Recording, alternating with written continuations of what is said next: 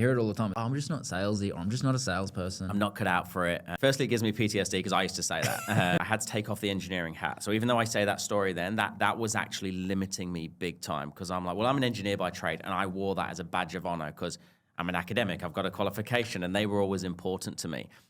And unconsciously, I guess what it was doing was playing down the salesperson part instead of going, well, hold on a second, I'm earning 100 times more than I was as an engineer being a salesperson. So I think the first thing is to acknowledge that being a salesperson is okay. It's actually a noble trait. So one of the first shifts we have to let people know is that we are all in sales in some capacity. Justin in here in the corner right now, he impacts my experience when I come in the room.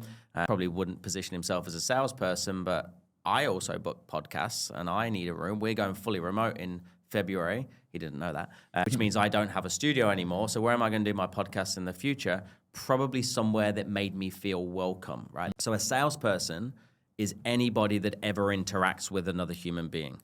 And that can be accounts receivable, it could be customer service, it could be front of house. It doesn't matter. You impact my experience, which could impact whether I retain or whether I go elsewhere. So I think what it does is suppress potential. And if you just remove the word sales for a second and say that I'm in communications, that makes it a little bit more palatable for a lot of people. One thing that many people might not know about is that 43% of our members now are not in sales. They're not in a transactional role. They're in HR, people and culture, their management.